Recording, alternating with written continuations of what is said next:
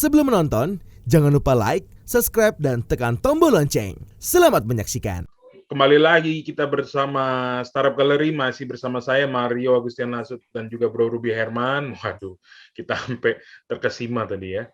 Jadi perkembangannya ekosistem di digital gitu ya. Masih bersama John Ethan Saputra.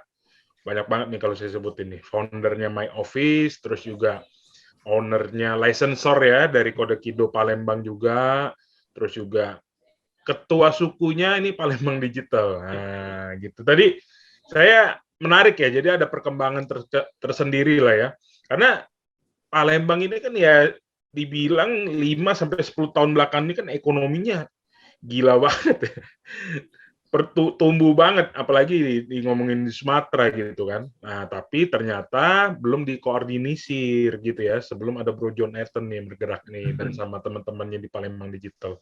Makanya sampai saat ini bisa mengkurasi tadi hampir 1.000 talent, terus juga startupnya juga lebih dari 50 startup.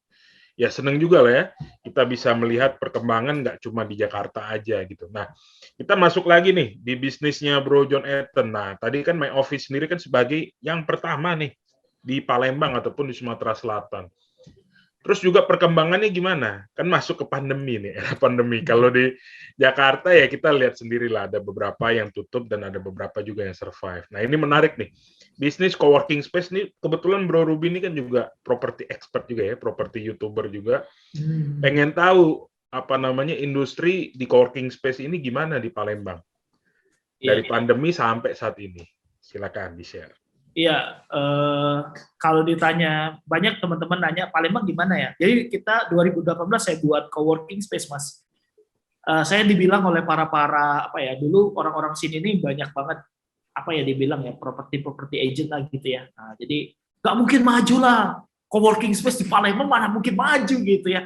Ya kita agak down juga gitu. Waduh, dengarnya ini para pakar ngomongnya gini, kita baru mulai, baru launching hari itu ya. Cuma kita mikirnya lagi, rohnya coworking space itu kan sebenarnya bukan masalah tempat, bukan masalah space. Karena kalau masalah space sama tempat ya larinya itu kita rent office ya gitu ya dan lain sebagainya. Jadi saya pikir-pikir, oh coworking space ini rohnya ada di komunitas, rohnya ada di bagaimana kita mengengagement seluruh komunitas untuk masuk ke coworking space gitu. Singkat kata 2018 sampai hari ini kita masih bisa survive ya. Kita udah hampir 4 tahun berarti ya 3,5 tahun kita masuk.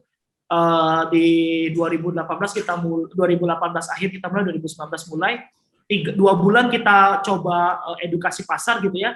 Akhirnya kita tiba-tiba langsung berdentum rame gitu, para startup nasional masuk tempat kita. Ada Tokopedia, ada Oyo ya gitu, ada Shopee, tiba-tiba nganternya tempat kita gitu. Dan itu opportunity pas time-nya. Waktu kita buka coworking, para startup gede ekspansi ke Sumatera Selatan, tim BD-nya, tim manajemennya gitu. Dan akhirnya mereka berkantornya di coworking space gitu. Tapi saya lihat kayaknya bukan ini rohnya coworking gitu ya. Jadi dari 2019 tuh saya turun ke lapangan Mas Mario dan Mas Ruby. Jadi saya tuh datang ke kampus-kampus. Saya temui BEM, saya temui teman-teman para ISEC ya. ISEC itu salah satu organisasi yang membantu saya ingat kali bikin program-program di coworking space saya sehingga hidup gitu ya. Saya dan turun ke beberapa komunitas-komunitas sosial gitu, kerjasama dengan mereka. Apa yang dikerjakan? Sebenarnya kita bikin programnya adalah bagaimana program-program seperti workshop, sharing, dan lain sebagainya yang nanti space-nya kita sediain, dan kita bundling lah, seperti itu sistemnya. Dan akhirnya berjalan selama 2019-2020, 2019 itu jalan full, omset kita bagus banget ya. Rent office, kita punya private office 5 itu habis semua, itu hampir financialku masuk. Kalau nggak COVID tuh masuk mereka.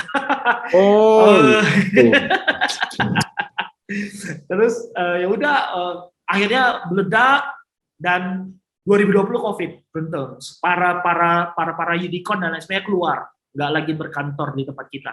Drop omset, saya ingat banget habis 1 bulan saya close. Saya ngomong sama tim, ini kita nggak bisa kayak gini. Kira-kira kalian punya ide nggak ya? Nah jadi saya ingat banget pada saat itu yang nyelamatin kita adalah para bimbel-bimbel kursus yang ada di Sumatera Selatan. Gimana caranya? Jadi saya tuh cuman keliling aja ke Palembang itu pulang waktu kita tutup. Saya lihat beberapa bimbel tuh tutup gitu, course.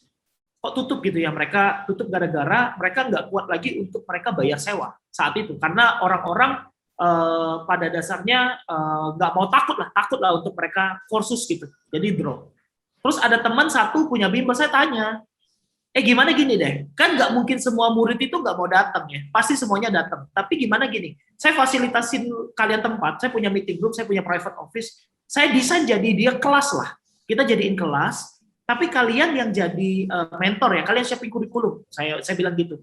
Tapi mas ini nggak ada orangnya, kita nggak sanggup bayar, kita bagi cuan aja, saya bilang, bagi persen kolaborasi. Saya bantu tempat, saya siapin space-nya, teman-teman yang siapin kurikulum, teman-teman cari masa gitu. Oh iya mas kita coba, ternyata 10%, 20% peserta tuh masih mau offline. Ya mereka masih tetap pakai. Akhirnya singkat cerita, yang nyelamatin kita selama pandemi adalah teman-teman para course ini. Jadi beberapa course saya ajak kolaborasi bikin kelasnya tempat saya.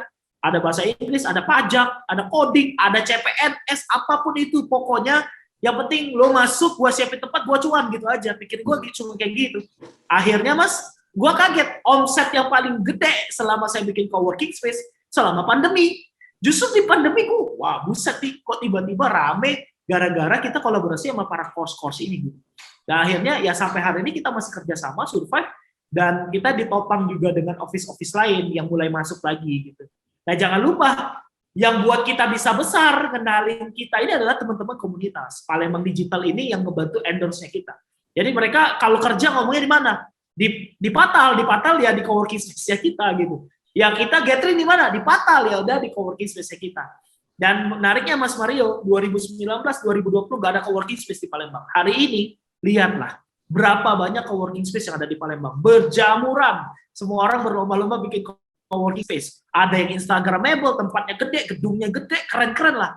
Saya cuma seneng banget lah akhirnya 2018 dibilang nggak akan maju, 2021, 2022, hampir berapa bulan sekali gitu ya, ada launching, gua diundang, launching coworking space pertama. Coffee shop gede berubah jadi coworking space. Gua cuma akhirnya edukasi selama ini berjalan gitu. Dan itu perkembangannya coworking space yang ada di Palembang sih, Mas Mario, Mas Ruby. Inilah namanya visioner yang mempengaruhi gitu kan. Karena semua orang pengen lihat dulu. Ketika berhasil, baru di copy. Kalau nggak berhasil, gitu kan. Ya itulah. Dan berat banget jadi pionir itu berat banget, gitu kan. Iya, tapi ya inilah. Dulu jadi YouTuber properti juga diketawain dulu. Ini gitu kan. Tapi ya itu. Ya gitulah, it's good gitulah. Dan ini mungkin bisa jadi pelajaran juga buat coworking space yang kebingungan karena nggak ada ini ya, ya karena ya mungkin nggak melakukan hal-hal yang lain gitu ya. Jadi selalu ngarepin kan, wah turun ke jalan tadi, Bro Jonathan. Turun ke jalan, iya kan. Ilmu salesnya jalan nih, iya kan, ilmu sales ya jalan banget ya, good. Oke. Nah, ini kan tadi banyak nih, ekosistem udah mulai banyak, coworking space mulai banyak. Nah, apa nih yang menjadi target market atau rencana kedepannya, ada apa lagi nih? Iya, itu tadi Mas Mario ngomong pasti udah ada roadmap-nya jelas. Coworking space tempat kerjanya udah ada, talentnya udah ada, digital yang mahasiswa udah keren banget banyak. Terus startupnya udah punya. Nah, saya lihat posisi yang nggak ada tuh ya di para anak kecil. Nah ini makanan empuk nih. Pikir saya ya udah edukasi yang gede udah selesai nih kayaknya, udah bisa running ya gitu ya. Startup udah running, coworking space kita udah running. Terus yang paling penting adalah di usia dini. Ya akhirnya saya dan tim ambillah Kodekido, ceritanya gitu. Jadi sekarang kita merintis dari ini ambil franchise tuh. Iya franchise. Kenapa franchise? Karena kita nggak punya resource untuk bikin kurikulum yang up to date, itu yang pertama. Tapi kita lihat nggak pilih franchise, kan banyak sekolah coding ya. Terus kenapa Kodekido? Karena kita lihat satu senternya di Silicon Valley gitu. Wah berarti kan ini nggak main-main kurikulum. Terus kita lihat review kurikulumnya. Zuckerberg, iya. Terus kurikulumnya emang good banget, up to date banget gitu ya. Terus siswanya banyak dan ada di seluruh Indonesia. Akhirnya kita ambil Kodekido. Baru 1 bulan ya kita open ya. Wah luar biasa.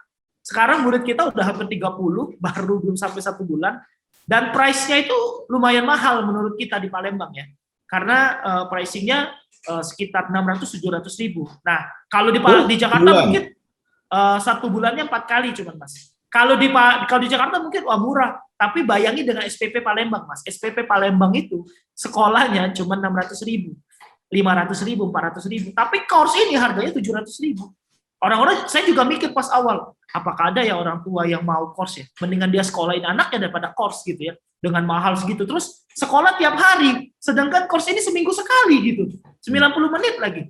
Tapi itu ya, karena kegigihan artinya kita coba mainin proses branding dan lain-lain, ternyata banyak orang tua yang join ke kita. Bahkan terakhir kita main ke bisnisnya juga ke kepala dinas dan lain-lain, ke beberapa universitas, bukan universitas, sekolah-sekolah kita ajak kerjasama, itu mereka sangat welcome. Nah, kedepannya kita lagi fokus ngembangin ini sih, bibit-bibit talenta anak-anak digital, anak-anak muda ini, anak-anak dari usia TK, SD, SMP, SMA ini yang akan kita coba kenalin dengan dunia digital.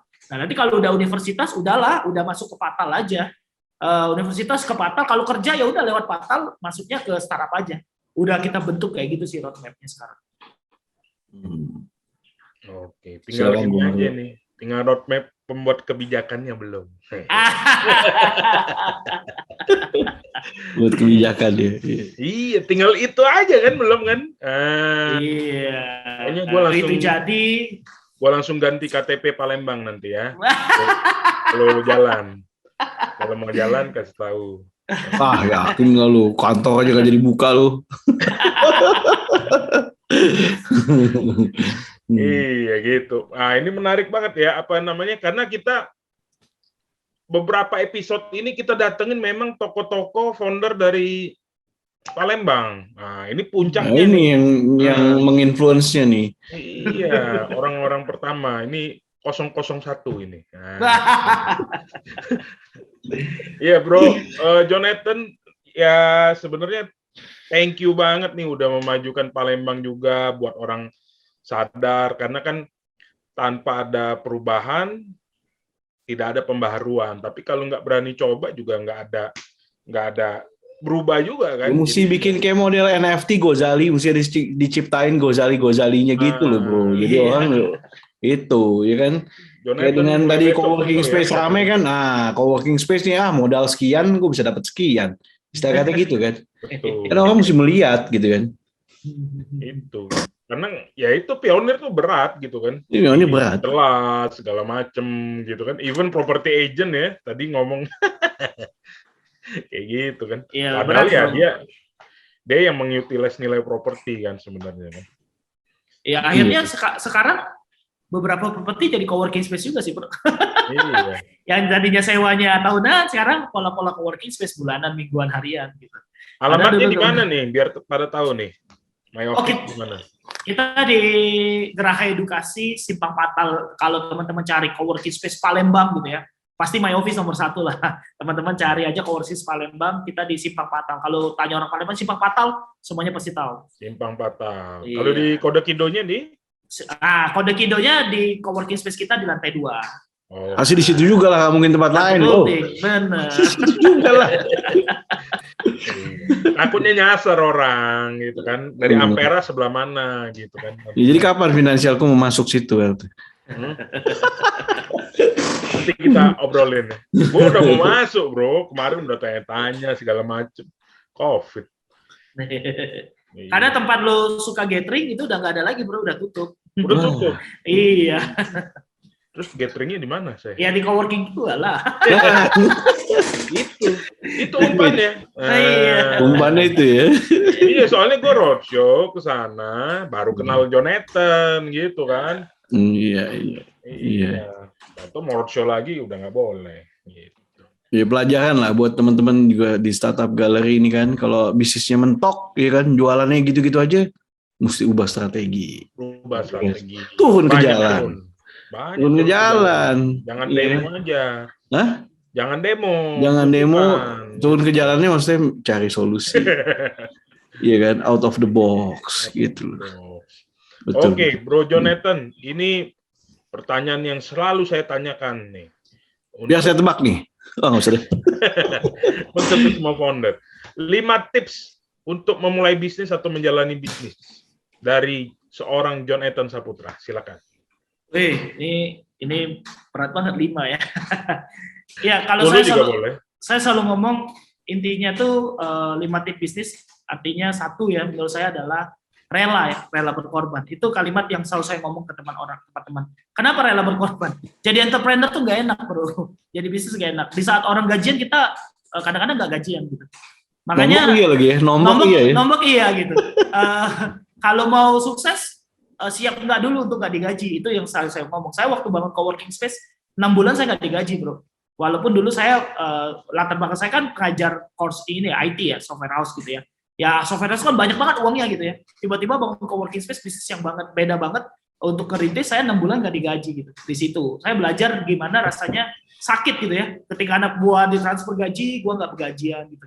Ambil dari tabungan. Jadi saya selalu ngomong para founder itu harus siap rela berkorban, berani mati dulu. Tapi jangan kelamaan matinya gitu. Kalau lama mati beneran. Jadi kalau misalnya lo rela berkorban ya lo harus ada time waktu ya. Oh, udah 2 bulan, 3 bulan, 4 bulan gitu, atau 6 bulan. Kalau gua kemarin 1 tahun gitu. Jadi kalau 1 tahun nggak berkembang gua akan off. Gua udah ngomong kayak gitu. Tapi puji Tuhan 6 bulan gua ada hasil gitu. Gua bisa nikmati gitu. Itu yang pertama. Terus yang kedua, gua selalu ngomong soal sabar ya ke teman-teman. Jadi nggak ada yang instan. Dunia ini nggak ada yang instan. Bayi aja ngerangkak, semuanya pakai sabar. Kecuali kalau teman-teman mau jadi follower gitu. Kalau mau jadi follower nggak usah sabar, bisa sih. Tapi ya gitu-gitu aja marketnya gitu. Kalau mau jadi seorang kreator, jadi seorang entrepreneur harus sabar. Nggak ada market yang instan. Waktu bangun coworking space nggak serta-merta langsung rame. Bangun Palembang Digital membernya nggak langsung 1.000 gitu. Ya bangun Kode Kido awal-awal ini nggak langsung 30-40 murid gitu ya. Pelan-pelan, semuanya harus pelan-pelan. Jadi harus sabar, harus rela berkorban, harus sabar. Yang terakhir ya 3 ya bro, mungkin kalau 5 kebanyakan. Yang 3 adalah saya selalu ngomong hargai waktu sih. Waktu itu penting, karena saya ngomong hidup ini kayak bongkar batu es bro. Yang semakin lama semakin cair bro, semakin habis. Jadi kalau kita batu es itu didiemin, kita nggak ngapa-ngapain, ya habis. Ngecil, lama-lama udah hilang gitu. Dan es itu nggak bakal bisa utuh lagi bro, tetap lama-lama dia hilang gitu, nggak bisa jadi bongkar es lagi. Jadi saya ngomong hargai waktu gitu, selagi kita masih muda. Saya punya mimpi itu sebelum 40 tahun, kalau orang 30 tahun ya. Karena dulu saya punya mimpi sebelum 30 tahun saya sukses. Tapi saya udah masuk 30 tahun kayaknya belum sukses gitu ya. Pengennya bisa ini ya, bisa financial freedom dan lain-lain. Nah, saya punya mimpi 40 tahun, saya udah sukses. Nah, selama waktu untuk menuju itu harus dimanfaatin. Sekarang semua informasi gampang dipakai. Jangan jadi anak-anak yang mager gitu. Nah, itu banyak sekali saya temuin para founder startup ya, baru ketemu tantangan sedikit, aduh udahlah nantilah Pak, nantilah. Kalimat nanti itu yang kadang saya benci bro. Nantinya kapan gitu ya. Nggak ada eksekusi gitu ya. Lo punya ide tapi nggak ada eksekusi, nggak menghabiskan waktu gitu. Nah, jadi manfaatin waktu, karena lo itu batu es. Jadilah seorang yang bisa bermanfaat, di mana waktu itu bisa bermanfaat bagi orang lain. Itu sih 3 tipsnya dari gua bro. Oke, berarti deadline-nya kurang berapa tahun lagi, Bro Jonathan? Wah, masih ada lah, masih 10 tahun lagi. Pertanyaan tanpa nanyain umurnya berapa sekarang. Iya, orang bisa bikin puzzle dong lu. Iya, mantap. Jadi emang harus di tempat terus, mau rela berkorban ya. Juga jangan lupa jangan lupa juga untuk berkolaborasi juga ya. Oke, menarik banget. Ada closing statement mungkin dari Jonathan? Silakan. Nggak ada sih, udah 3 tadi udah closing statement sih. Iya, itu menurut saya udah mewakili lah. Ya, dan paling penting, satu lagi ya mungkin yang terakhir. Boleh. Buat teman-teman dimanapun berada ya, yang sering saya sedih adalah jangan menganggap remeh komunitas. Ini yang paling saya sedih. Kalian hidup dimanapun, kalian butuh komunitas. Jangan menganggap komunitas tempat nongkrong. Saya sering ketemu, Palembang Digital itu tempat nongkrong, nggak ada apa-apanya gitu ya. Nah, kalian kalau menganggap komunitas sebagai kayak gitu, kalian nggak akan grow. Padahal, networking terbesar itu ada di komunitas. Kalian belajar banyak hal, itu lewat komunitas. Ketemu Mario, itu pasti lewat komunitas. Jadi, everything is komunitas. Mau ngomongin Web3, Web4, sekarang NFT, community based, blockchain, semuanya community based. Jadi, hargai komunitas, gabung sama komunitas. Jangan takut, gabung komunitas, kunci buat kamu bisa banyak network. Itu aja, bro. Siap. Kalau mau menghubungi di mana nih? Menghubungi Bro Jonathan Saputra melalui PO Box atau kan kalau dulu kan majalah mau kirim ada PO Box. Ini namanya Palembang Digital, Bro. Jangan ngomong PO Box tuh. Itu menghina. Digital kan email gitu. Iya. Kalau mau ngubungin bisa ke websitenya saya jonathansaputra.com. atau misalnya DM Instagram Jonathan Saputra. Kalau misalnya teman-teman mau tahu tentang My Office, mau tahu tentang Palembang Digital, silakan langsung aja ke palembangdigital.org. Di situ udah ada banyak startup-startupnya dan juga ada My Office di dalamnya. Silakan DM, kita open kolaborasi sama siapapun, kita open sih. Ya, makanya kemarin saya nanya-nanya rumah di Palembang, saya survei dulu, tanya sama Jonathan, Bro Ruby. Saya kan nanya juga sama Bro Ruby kan. Saya tanya sama yang punya Palembang. Oh, kurang, Bro. Oke, siap. Itu. Oke, Bro Ruby, ada lagi? Silakan. Oke, mungkin soal ini bro, pendanaan. Oh iya. Lupa tuh. Nih. Iya. Pendanaan nih, boleh. Yang terakhir. Closing statement aja saya. Iya. Nanyain. Kalau soal pendanaan nih, ini kan banyak banget kan. Kalau Palembang Digital kan basisnya community. Kalau My Office sama Kode Kido nih, pendanaan awal-awalnya gimana? Boleh diceritain nggak? Ada ceritanya nggak? Wah, ini mah Palembang tuh problem terbesar di pendanaan. Kalau mau tahu, kita nggak ada angel investor, kita venture capital aja nggak ada di Palembang. Mereka nggak mau lihat. Tapi kalau ditanya sultan-sultan, banyak banget di Palembang. Pasti banyak. Banyak. Tapi kalau mau minta sama sultan, nomor sekian. Tapi kalau saya, jujur, saya Kode Kido sama My Office, saya di-invest. Jadi sebelum saya punya program coworking space dan Kode Kido, saya pitching bro. Pitching sama salah satu partner saya. Memang beliau tokoh pendidikan di Palembang, ya. Saya sebut namanya Pak Johannes Agus Taruna. Beliau punya visioner. Dia seorang, saya bilang pakar pendidikan modern ya. Tokoh yang punya visioner. Dan saat itu saya pitching, saya ngobrolin konsep bisnis saya. Kita sama-sama discuss, dia cuma ngomong sama saya gini, lo yakin mau buka coworking space? Iya pak. Ya udah, saya punya dana sekian, saya punya tempat, lo kelola ini. Cuma kayak gitu aja. Terus saya tanya, kok bapak percaya sama saya? Dia cuma ngomong, saya lihat visi kamu, saya lihat kamu punya visi, dan saya lihat waktu kamu menjelaskan, kamu nggak ada ngomongin soal bagaimana cuannya di bisnis ini, tapi yang kamu ngomongin bagaimana nanti growth-nya ke depan seperti apa. Nah akhirnya saya diinvest, dan akhirnya karena kita diinvest, coworking jalan. Dan beliau ngajak kolaborasi lagi di Kode Kido. Di Kode Kido saya juga diinvest oleh beliau invest ke saya. Ya udah, kita jalani bisnis ini lagi ya. Ya udah kita jalani bisnis ini. Jadi pure semuanya dari bootstrap ya, duit pribadinya investor yang saya kenal, terus dikasih gitu. Tapi kalau para startup di sini gimana ya kalau pendanaannya? Kalau di sini rata-rata mereka bootstrapping semua. Ada yang mereka udah jalan benar-benar revenue-nya good banget ya, udah positif lah gitu. Tapi ya kalau dibilang startup enggak juga ya, mereka masih di zonanya business as usual lah ya. Jadi masih kalau kurvanya disiplin entrepreneurship, mereka masih di kategori SME ya, smart medium enterprise gitu. Nah jadi mereka masih di tahap-tahap itu, dan saya harap ya abis nonton Eljon ini ada investor yang mau ke Palembang. Ini startup ini 50 keren-keren kok, growth-nya luar biasa. Pak Mario kemarin sama kalau nggak salah Belajaria ya, itu keren juga kan. Jadi banyak banget lah ya teman-teman, kalau misalnya nonton para investor angel, silakan datang ke Palembang, invest nih, ada 50 startup yang bisa kita kasih ke teman-teman gitu. Gak usah jauh-jauh, tuh Pak Mario tuh lagi ngamatin lu. Belakangnya banyak lu. Ya kan abis ini kita bikinnya juga. Ya udah. Siap. Oke, ada lagi Bro Ruby. Silakan. Thank you. Saya rasa cukup. Congrats dan juga all the best buat Jonathan Saputra, seorang visioner ya, punya visi misi yang mantap luar biasa, ingin memajukan tentunya kota Palembang dan juga penduduknya, pastinya suatu hal yang mulia gitu ya. All the best pokoknya, biar didukung semua oleh warga Palembang dan juga warga Indonesia. Sekali lagi terima kasih buat sahabat Eljon yang telah menyaksikan program ini, pastinya semakin maju di Indonesia. Dan juga mungkin Bro Mario ada tambahan mungkin? Iya, tadi saya lagi mikirin Sultan Palembang tuh banyak banget orang makannya. Pasti banyak. Yes. Nggak apa-apa, ini kan mungkin step by step.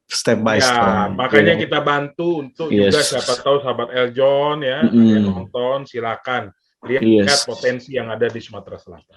Karena abis lihat ini saya jadi dapat ada bisnis baru lagi nih kayaknya. Ada peluang lagi ya. Oke.